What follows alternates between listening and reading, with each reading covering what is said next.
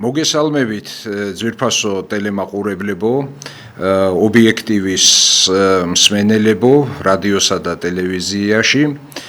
მე გახლავართ გულბაათ რცხილაძე, პოლიტოლოგი და დღეს მე სპეციალურ რეპორტაჟ, სპეციალურ გადაცემას წავიყვან ობიექტივის ეთერში, რისთვისაც დიდ მადლობას მოვახსენებ ტელევიზიის ხელმძღვანელობასა და მუშაკებს და ეს გადაცემა მიეძღვნება უკრაინაში მართლმადიდებელი რწმენისათვის და ეკლესიის ერთგულებისათვის დევნილ ადამიანებზე ინფორმაციებს და ასევე იმ ვითარებაც, რომელიც არის ამ კუთხით შექმნილი უკრაინის გარშემო, ისევე როგორც ამ ქვეყნის შიგნით.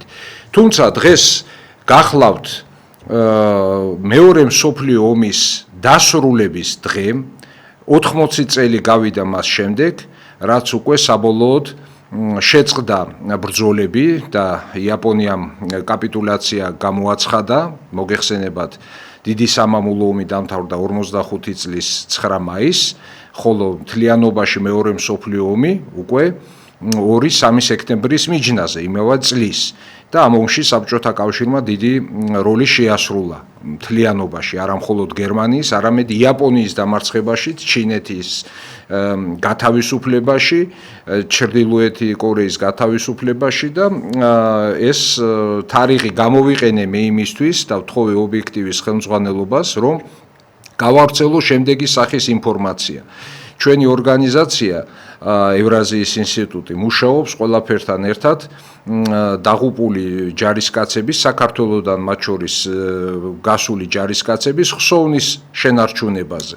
და ბევრი ქართველი, რომელიც დაიღუპა და აქამდე ითვლებოდა ბევრი მათგანი არა დაღუპულად, არამედ უგზო-უკლოდ დაკარგულად. ესე იგი, არ იყო ცნობილი ისინი ტყვედ ჩავარდნენ, სადმე საკონცენტრაციო ბანაკში გარდაიცვალნენ, უბრალოდ დაიკარგნენ თუ რა ბედი ეწიათ. მათ მოდის ახალი ცნობები, ჩვენი რუსი კოლეგები იკვლევენ ადგილზე და ჩვენ მოგვივიდა ინფორმაცია, რომ 1942 წლის მაისში, ყურადღება მივაქციოთ, 42 წლის მაისში დაღუპული ქართველები ბელგოროდის მხარეში, ეს არის სოფელი ნეჩაევო, მიკვლეული არის, რომ ქართველი ადამიანები კერძოდ კახეთის რეგიონიდან, გურჯაანის რაიონიდან ძირითადად, ასევე ნაწილობრივ ლაგოდეხისა და საგარეჯოს რაიონიდან და ყვარლის რაიონიდან გაწვეული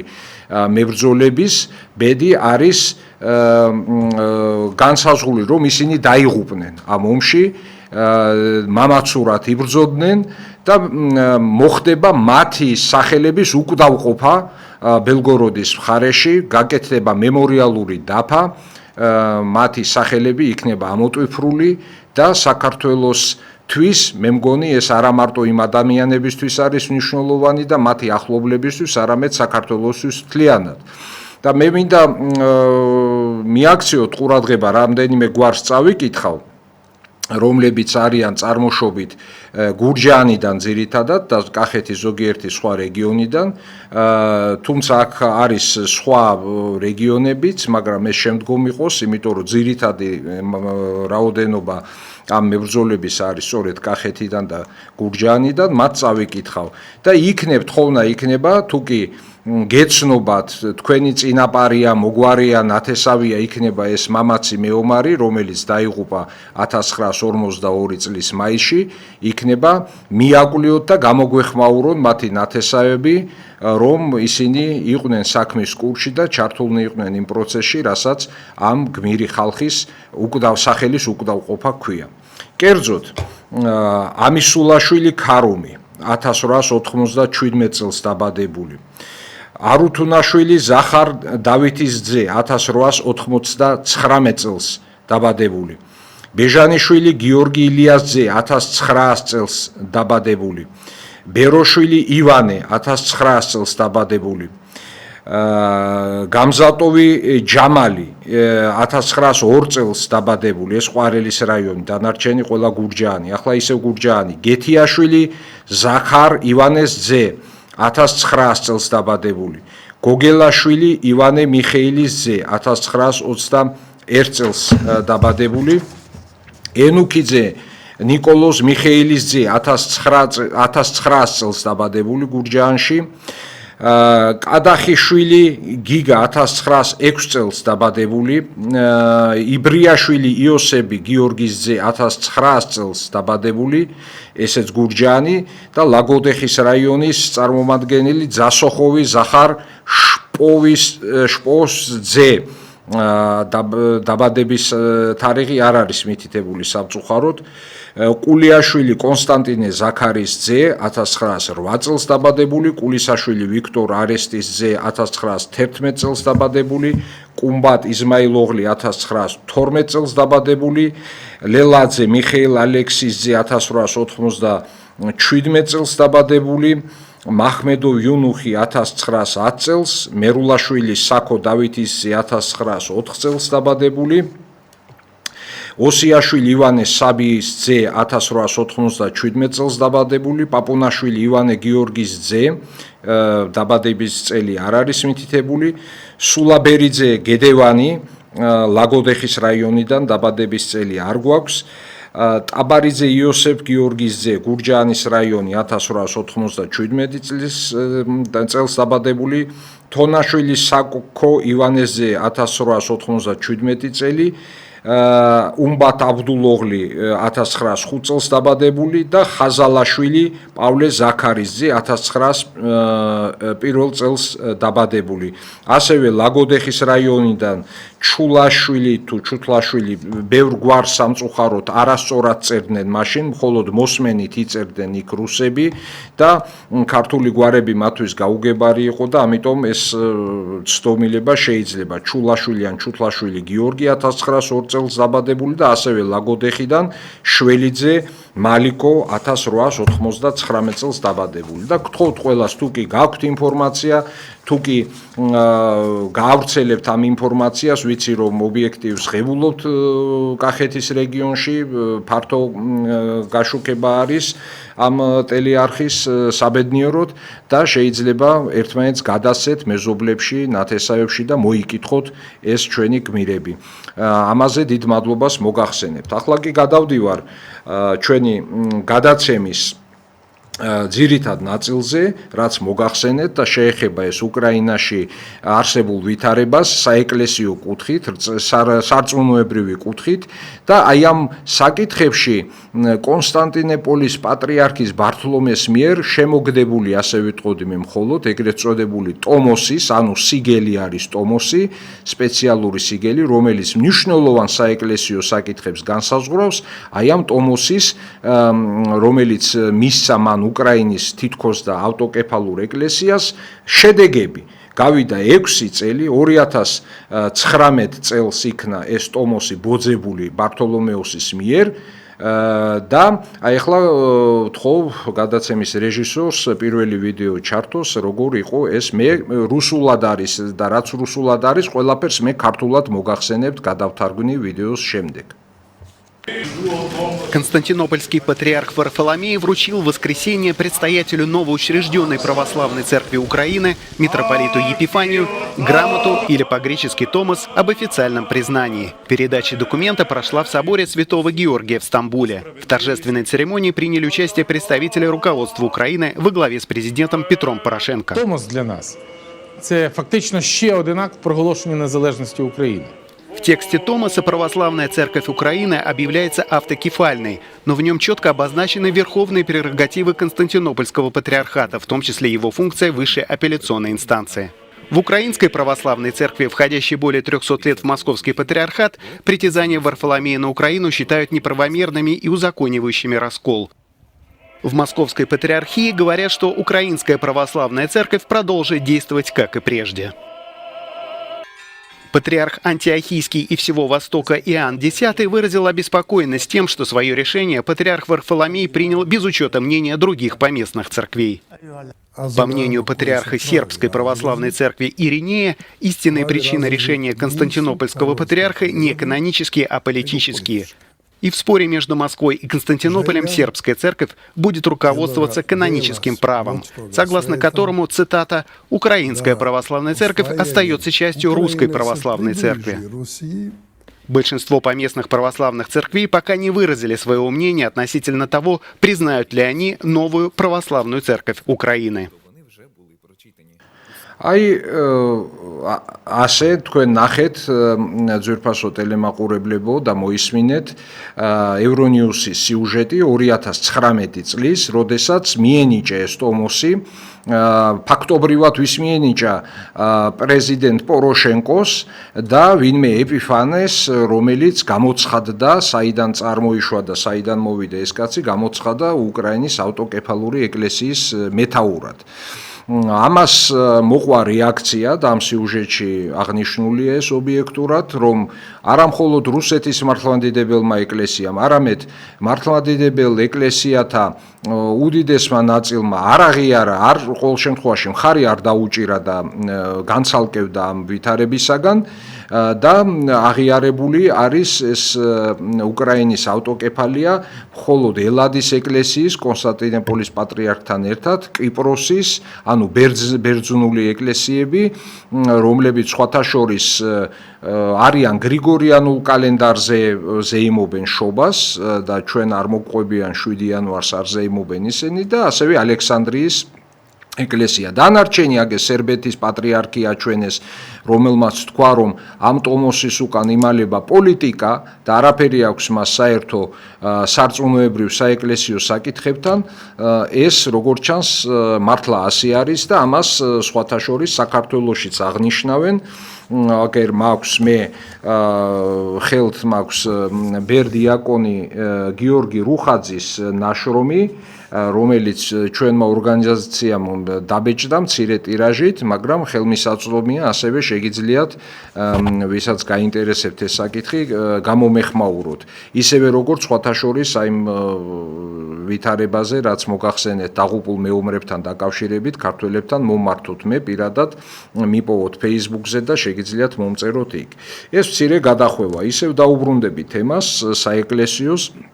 პირველი ვინც წინააღმდეგ გამოვიდა ამ ტომოსის და უკრაინის მართლმადიდებელი ეკლესიის აღიარებისა, იყო სხვათა შორის ალბანეთის მართლმადიდებელი ეკლესიის პატრიარქი და მან გარკვევით თქვა, რომ დიდი პატივისცემის მიუხედავად პატრიარქ ბართოლომეოსის მიმართ ეს არ არის მართებული და არ შეიძლება ასეთი საკითხების ცალმხრივად გადაწყვეტა და ჩარევა სხვა ეკლესიების შიდა საკითხებში. სწორედ ჩარევად შეფასდა ეს, რაც გააკეთა ბართოლომეოსმა.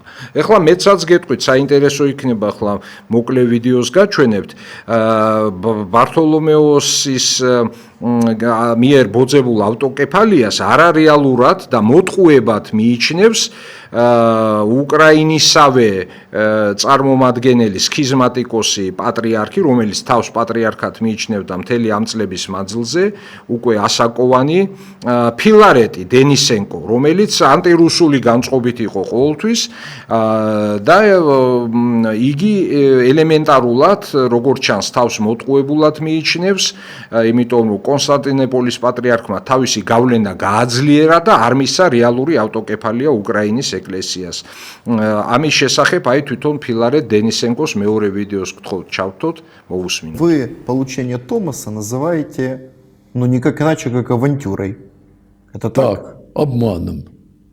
І тому підтримуйте мене на виборах. То есть Порошенко все это заварил, вот эту всю историю, исключительно с политической точки зрения. Правильно я вас понимаю? Правильно. Мне известно, что Епифаний, сын вашего близкого друга, это ваш ученик, а теперь вы называете его предателем. Так. Називаю. Все из-за денег. Когда привезли Томас в Киев, и когда все начало это происходить, то встал вопрос недвижимости Киевского патриархата, которую начали требовать с вас передать в православную церковь, в ПЦУ. И вас начали отжимать. Це правда. Это правда. Це правда. Министр культуры Бородянский, он активно помогает отжимать у вас имущество. Это так? Так. დიახ, აგერ მოისმინეთ თქვენ, რომ იგი ეს ფილარეტი საკმაოდ რადიკალურად ლაპარაკობს და გარკვევით ამბობს, რომ ეს არის ტყუილი მოტყუება. ეპიფანე მიუხედავად იმისა, რომ მისი მეგობრის შვილი არის ცრუ პატრიარქი ამ დენისენკოს შეფასებით და მთლიანობაში საქმე გვაქვს ჩვენ აფიორასთან და არამც მართლმადიდებელი ეკლესიის ავტოკეფალიასთან უკრაინის მაგალითზე. ეს ყველაფერი კიდევ ერთხელ ვიტყვი, წამოიწყო და შექმნა ეს არეული ვითარება და მართლმადიდებლობაში დიდი განხეთქილების მცდელობის შეტანის მცდელობა წამოიწყო აი ამ პატრიარქმა კონსტანტინოპოლის პატრიარქმა ბართოლომეოს პირველის სახელით გახდა დიმიტრიოს არხონდონისი, თავის სახელი და გვარი საერო სახელი და გვარი დიმიტრიოს არხონდონისი არის ბართოლომეოს პირველი 1991 წლიდან და იგი დაბადებული არის თურქეთში 1940 წლის 12 მარტს ერთ-ერთ კუნძულზე ბერძნული სახელწოდება იმვროსი და თურქული გქჩიადა. აი ამ კუნძულზეა დაბადებული, გაიზარდა თურქეთში. იგი სხვათა შორის 60-იანი წლების დასაწყისში მსახურობდა თურქულ ჯარში, ოფიცრის ჩინი ჰქონდა მას ისე არა და შემდეგ იგი უკვე მიდის დასავლეთ ევროპაში. კერძოდ ამთავრებს ვატიკანის აღმოსავლეთის ინსტიტუტს, ასევე ეკუმენისტურ ინსტიტუტს, ბოსეს ეკუმენისტურ ინსტიტუტს და გერმანიაში მიუნხენის უნივერსიტეტს. ესე იგი, მას აქვს დასავლური განათლება კათოლიკური პროფილით და ეკუმენისტური პროფილით მიღებული, ძალიან განათლებული ნაკითხი კაცი, ამაზე არავინ არ საყვედურობს, რომ მას განათლება აკლია.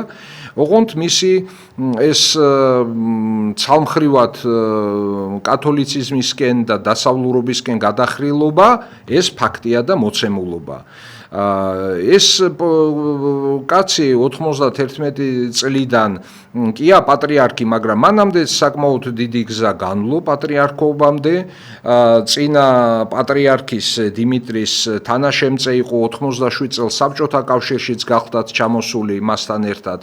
და ესეთი მდიდარი ბიოგრაფია აქვს. თუმცა ეს რაც ხილული ნაწილი არის, ჩვენ იმას ხედავთ მხოლოდ და მის მიმართ დაფარული რა არის ჩვენ არ ვიცით, მაგრამ ხილული ასევე არის ის, რომ მას აქვს ძალიან კარგი კავშირები ამერიკაში.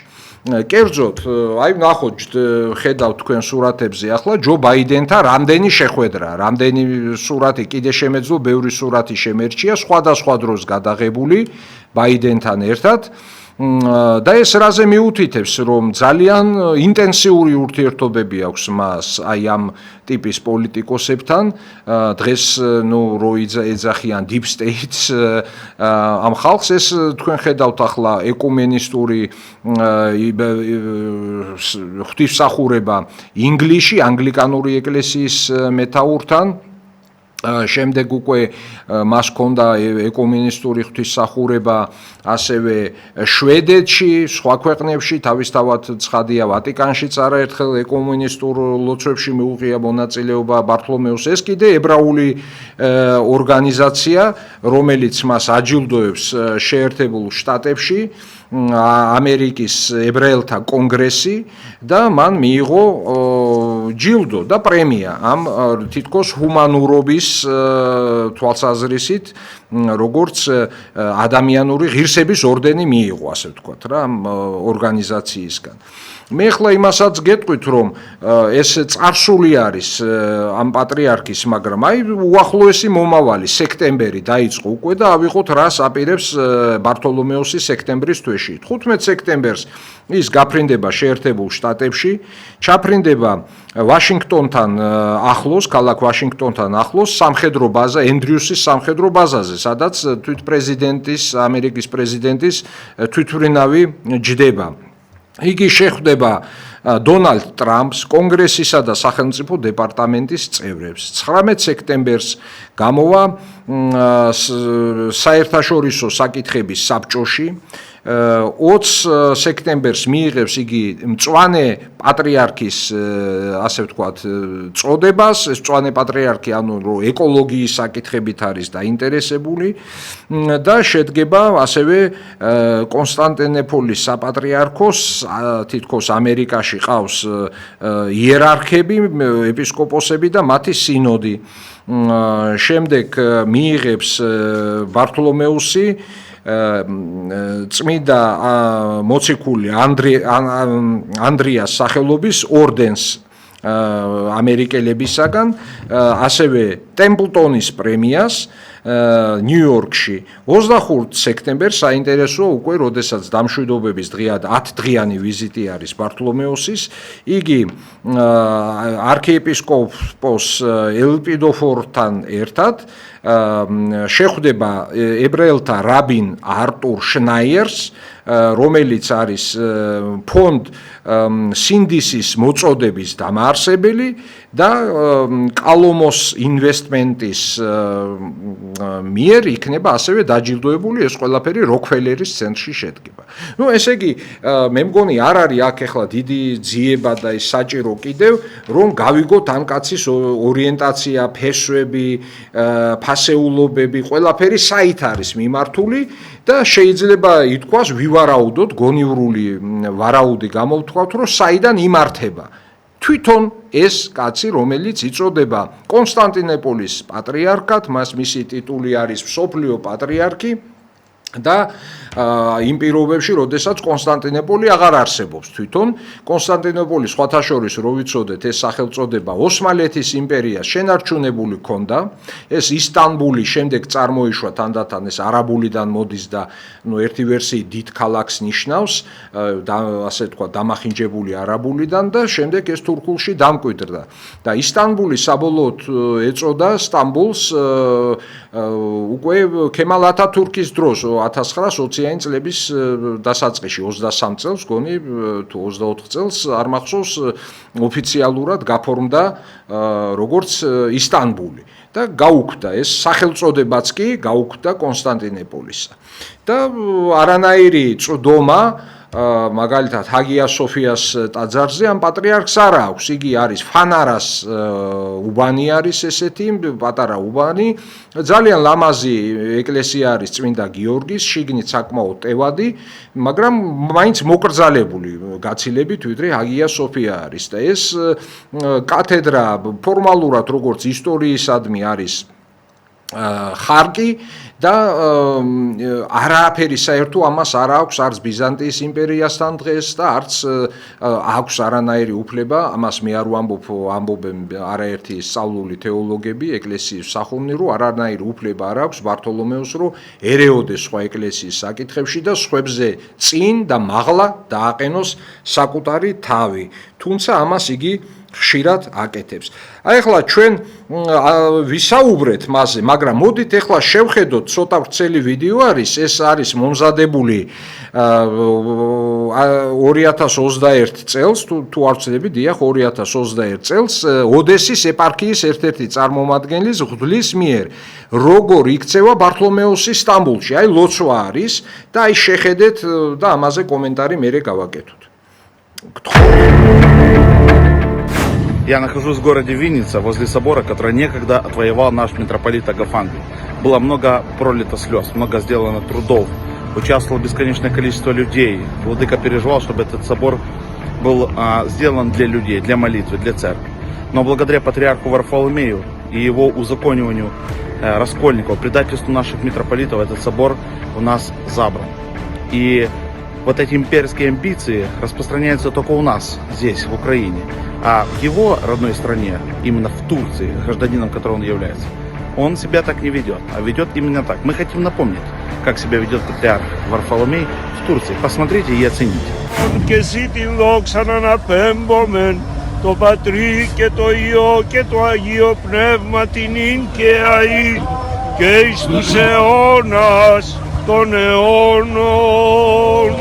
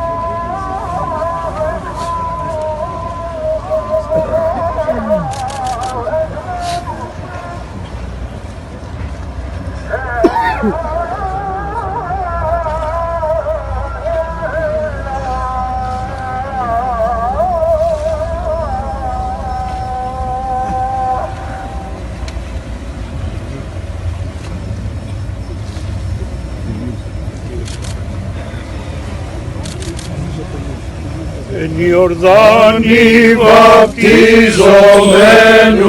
του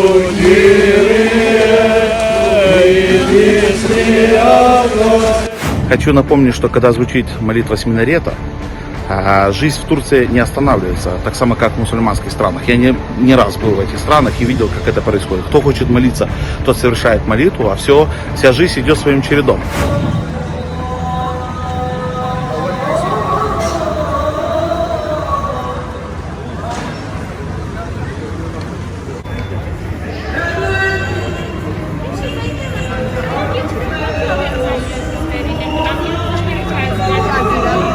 Но молитва патриарха остановлена. Почему? Потому что он проявляет высокое уважение к мусульманам? Нет, потому что он не имеет никакого права голоса. И очень печально, что этот человек приезжает в нашу страну и вносит огромный раскол, забывая о том, что наши храмы были захвачены варварским путем, были избиты наши священники, наши прихожане, наши мирные братья и сестры. Забывает об этом и едет к нам. Но мы, братья и сестры, не должны этого забывать. Не должны забывать, что Византийская империя уже упала 5000 лет. И эти амбиции уже абсолютно никому не нужны. Но они нужны почему? Потому что у себя на родине ты никто. Ты представитель маленькой конфессии. А здесь ты можешь замылить глаза миллионам людей и приехать сюда и рассказывать, как это хорошо, что вы вместе. Для того, чтобы хоть где-то выйти в подряснике в рясе. Потому что если ты в Турции выйдешь, то, поверьте, у тебя будут огромные проблемы. Но приедешь сюда, в Украину, ты будешь великим человеком. Поэтому, братья и сестры, мы должны консолидироваться, у нас очень мало времени, мы должны по всем приходам обязательно показать ролики, фотографии о том, что мы не согласны с приездом патриарха Варфоломея. И самое главное, мы законные граждане нашей страны, мы имеем конституционные права, и мы имеем право говорить то, что мы желаем, и защищать наши святыни, защищать нашу веру, защищать нашу культуру, и говорить на языке, на котором мы хотим. Помоги нам, Господь, будем молиться, крепиться, просить Богородицу, чтобы она защитила и сотворила чудо, и показала, кто есть кто прав, а кто нет. Вера наша вековая, всех святых князей и царей, вера вечна, вера славна, наша вера православна, вера вечна, вера славна, наша вера православна.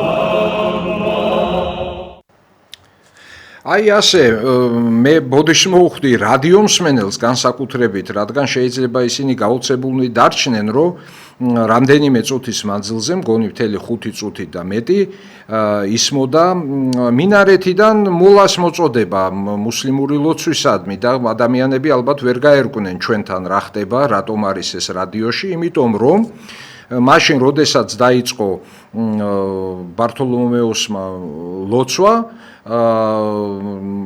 სტამბულში მართლმადიდებლური ლოცვა ამ დროს დაიწყო მინარეთიდან ხმა გამოვიდა და ეს ღიაცის ქვეშ ხდებოდა, შორიდან მოდიოდა ეს ხმა, მაგრამ ვალდებული არის გაჩერდეს, შეაჩეროს თავისი ლოცვა ბართლომეოსმა და მისმა მცირერიცხოვანმა მრევლმა, რომელიც უცხოეთიდან ჩამოდის სტამბულში და იქ ადგილობრივი მრევლი არ წყავს ბართლომეოს თითქმის და მოხდა ისე, რომ არაერთხელ ხდება ეს, რომ ეს კაცი იქ დადუმდება, ხმას ვერ იღებს, არ აქვს უფლება ილოცოს მაშინ, როდესაც მუსლიმური ლოცვა არის, თუმცა ეს აკრძალვა მოქმედებს ჩვენს მიმართ, მართლმადიდებლების მიმართ, ქრისტიანების მიმართ, არავინ არ ავალდებულებს თურქეთში ხალხს, რომ როდესაც მინარეთიდან გაისმის ლოცვისადმი მოწოდება, ისინი აყვნენ ამ ლოცვას და შეაჩერონ თავიანთი საქმიანობა. და ეს მღვდელიც, ოდესელი მღვდელიც, სწორედ ამას ყვება, რომ ეს არ არის მუსლიმებისადმი დიდი პატივისცემით განპირობებული ეს ქმედება ბართლომეოსის, არამედ იმით, რომ მას ეს უბრალოდ აკრძალული აქვს, მას არ შეუძლია ილოცოს პარალელურად, როდესაც არის ოფიციალური აი მინარეთიდან ლოცვისადმი, მუსლიმური ლოცვისადმი მოწოდება. აი ამაში არის მთელი საქმე და ეს ადამიანიო, როგორც ეს მღვდელი ამბობს, ცდილობს, რომ ჩვენთან ჩამოვიდეს, ჩვენ გვასწავლოს შკუა, ჩვენ გვიხელმძღვანელოს და მოუწოდებს იგი თავის მრევლს, რომ გამოვიდნენ ამის წინააღმდეგ და მართლაც არაერთი გამოსვლა არის. მე ახლა ვთხოვ ჩვენს რეჟისორს, რომ გამოტოვოს მე-12 ვიდეო, იმიტომ რომ არ გვეყოფა დრო მე როგორც ვატყობ და გადავიდეთ აი ამ პროტესტების საჩვენებელი ფოტოების თემაზე, რომ პროტესტი იყო არაერთი ბართოლომეოსის წინააღმდეგ, აი ეს ახლა თქვენ ხედავთ, რომ არის პროტესტი თურქეთში და ისინი ამბება აი თურქულ ენაზე წერია, რომ ჩვენ ხარს უჭერთ ორთოდოქსულ, ანუ მართლმადიდებელ ეკლესიას უკრაინაში, რომელიც არის კანონიკური. აი თურქეთი ეს საბერძნეთია, საბერძნეთშიც ესე იგი რა ხდება, ეს ხალხი სუტყვილა ხომ არ გამოდის არა, იყო ასევე გერმანიაში გერმანელები და თურქები ერთად გამოვიდნენ, ეს საბერძნეთია.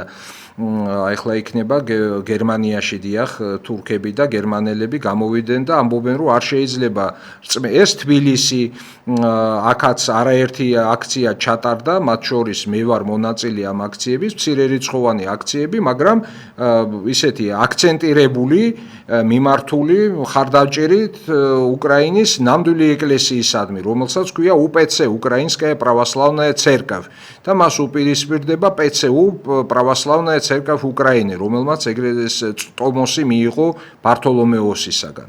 და ჩვენ საზოგადოებამ არაერთხელ გავაკრიტიკეთ ეს რაც ხდება უკრაინაში და სოლიდარობა გამოუცხადეთ სინდისის პატიმრებს, რომლებზეც ლაპარაკი ცოტა მოგვიანებით მექნება.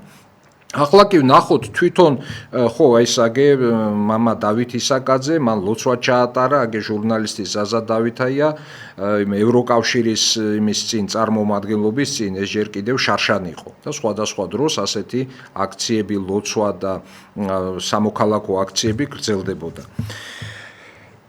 Ეხლა ჩვენ ნახავთ ვიდეოზე, როგორ ხდება ნომერი 24 ვიდეო, როგორ ხდებიან 2013 წელს უკრაინაში პატრიარქ კირილეს, რუსეთის პატრიარქ კირილეს, რომელიც არის ასევე მეთაური, შეიძლება ნომინალური, მაგრამ მეთაური უკრაინის მართლმადიდებელი ეკლესიის. ეს არის ასე კანონიკურად ტრადიცია საეკლესიო მე-17 საუკუნიდან ეს თვითონ კონსტანტინოპოლს ჰქონდა აღიარებული კონსტანტინოპოლის პატრიარქს. თხოვთ, აი ნახოთ ეს ვიდეო.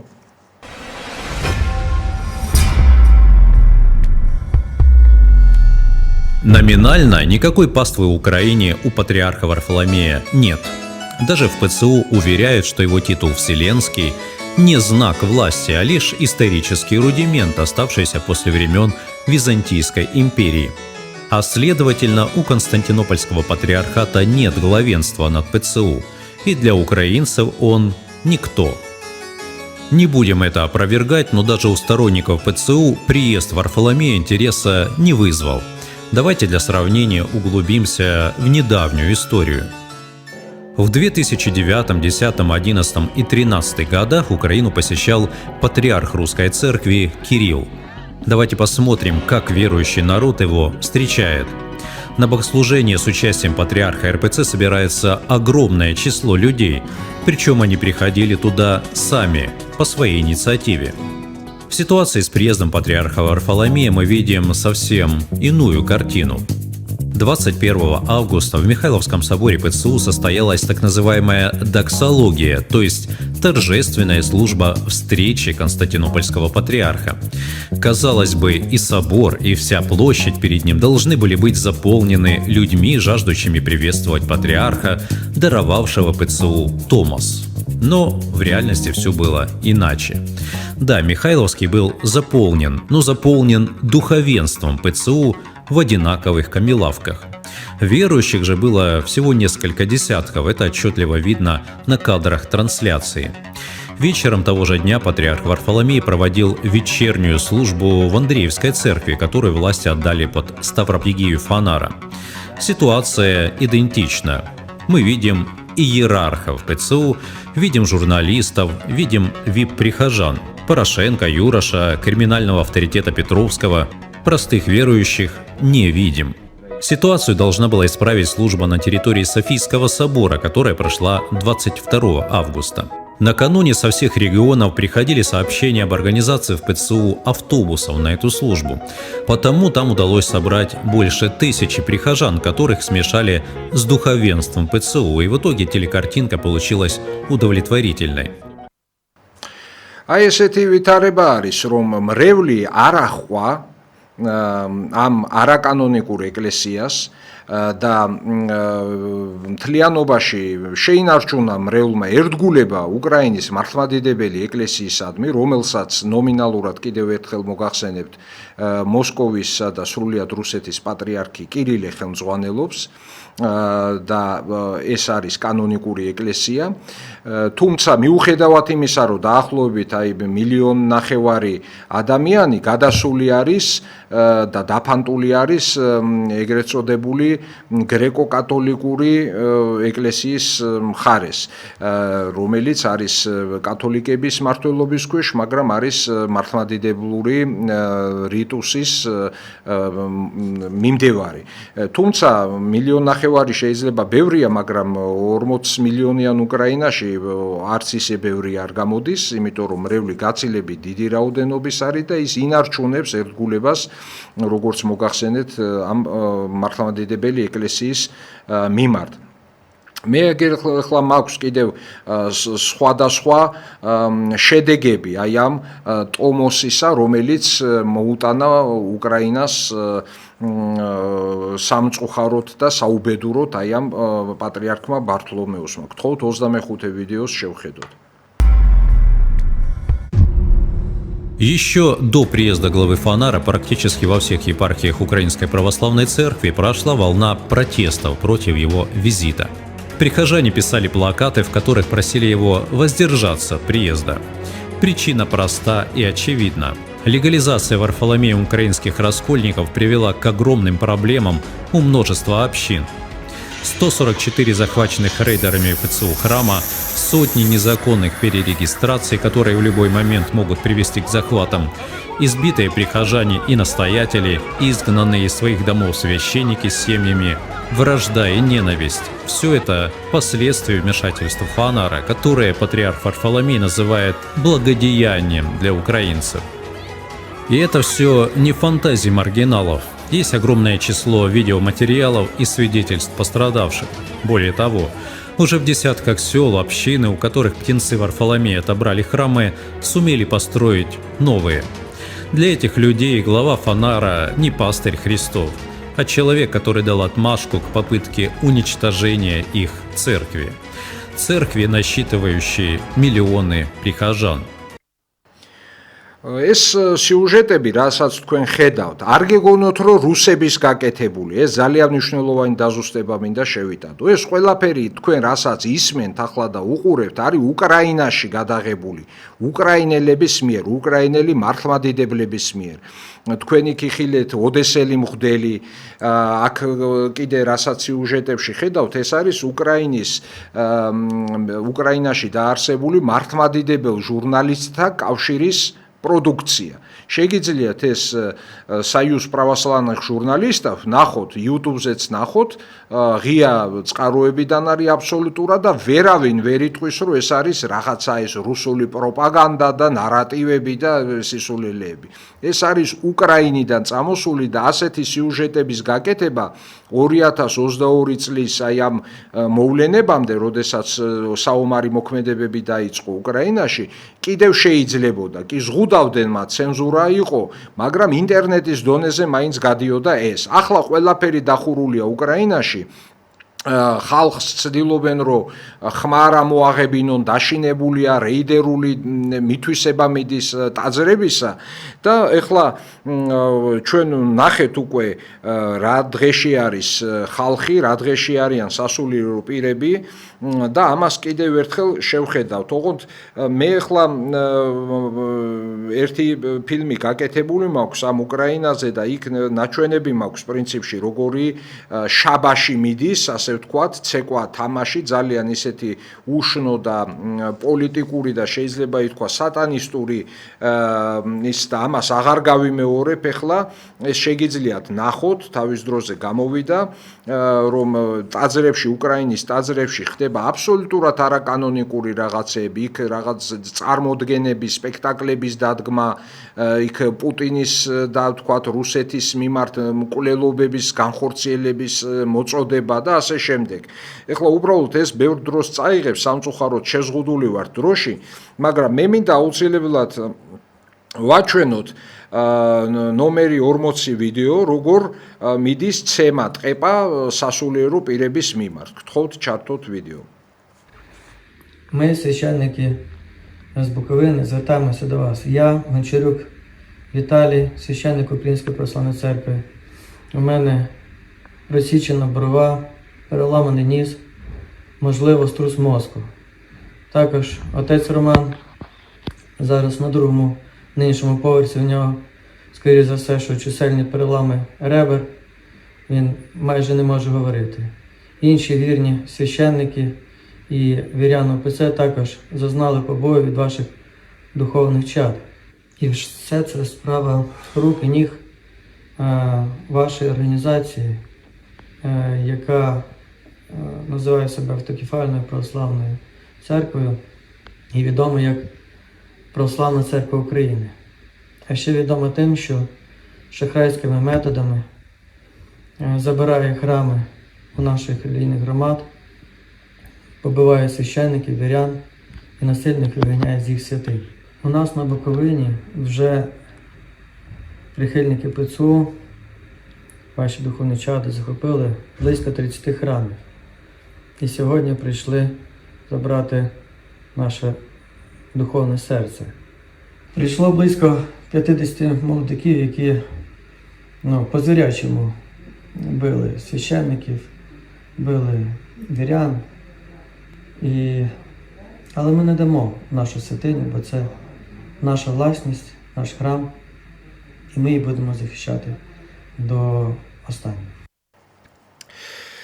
ალბათ გვექნება შესაძლებლობა სხვა დროს მე კიდევ გამოვალ ეთერით და გაჩვენებთ სხვა დროს კიდევ მიტროპოლიტ ეულოგის ქადაგებას, რომელიც პირდაპირ ამბობს, რომ დასავლეთ უკრაინის მთელ რიგ რეგიონებში დაიწყო ასეთი ექსპერიმენტი, რომ ხალხს, რომლებიც აი თქვენ ხედავთ, ნახეთ ახლა, რომ ნაცემი მღვდლები, რომლებიც გამოყარეს ტაძრებიდან, აი ამ მოძალადეებმა, ფაშისტებმა, იმიტომ რომ მათი ტაძრები ცარიელია ისედაც, მაგრამ მათ სურთ რომ სულ დაცარიელდეს ტაძრები და საერთოდ აღარ იყოს ღვთისმსახურება მართლმადიდებლური უკრაინაში.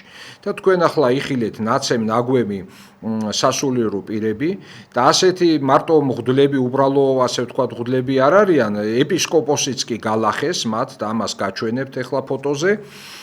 ოღონდ ეს რა ხდება, რომ სახლებში, როდესაც იკრიბება მრევლი, სახლებშიც კი აი ამ დასავლეთ უკრაინის რიგ რეგიონებში უვარდება პოლიცია მათ, იმიტომ რომ ასე ვთქვათ ეს ფაშისტი ვინც არის მეზობლები მათ აცნობებენ პოლიციას. ეხლა თქვენ ხედავთ სხვადასხვა კადრებს, სხვადასხვა ეპისკოპოსები, რომლებიც დაპატიმრებულები არიან. აი ეს ერთადერთი ეპისკოპოსია, რომელსაც ახლა ხედავთ, რომელიც გათავისუფლდა, ის დიდი ჩარევით, რუსეთის პატრიარქი, რომის პაპი, აი ეს მეუფე არსენი დღემდე პატიმრობაში ირჩება, მისი ბედი გაურკვეველია, რა გადაწყდება, რატომ დევნიან ამ ხალხს, იმიტომ რომ ისინი მართლმადიდებლობას ქადაგებენ და არ ემორჩილებიან იმ არაკანონიკურ მოთხოვნებს. და რაც შეეხება იმას მიუბრუნდები დასავლეთ უკრაინაში რაც ხდება, რომ იმ ხალხს არ აძლევენ საშუალებას თვით კერძო ბინებში ილოცონ და მიიღონ ზიარება, წარმოგიდგენიათ, და ამის შესახებ ამბობს თვით მიტროპოლიტი ევლოგი. და ეს კაცი მოუწოდებს მრევლს, რომ თუ კი მივიდა იმ დონემდე, რომ არ დაუშვეს მღვდლები ტაძრებში და შეუძლებელი გახდა ლოცვა, რომ თვით მორწმუნეებმა მიიღონ, მათ ასწავლიან როგორ არის შენახვა, ამ სიწმინდეების სწორი შენახვა და მიიღონ თვით ზიარება შესაბამისი ლოცვების შემდეგ.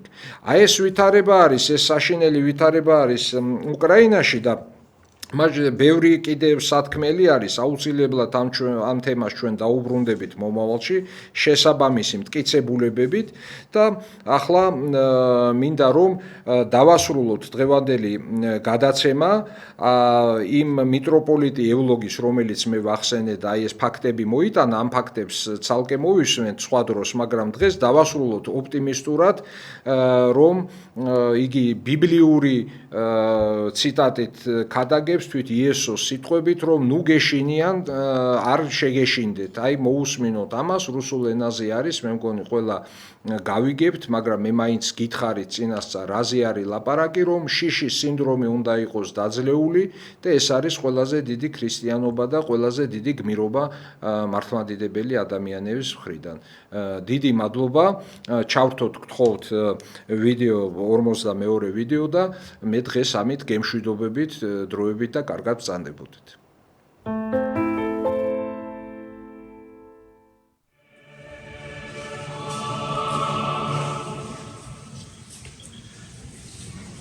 Во имя Отца и Сына и Святаго Духа. Не бойся, малое стадо, ибо Отец ваш благоволил вам дать царство.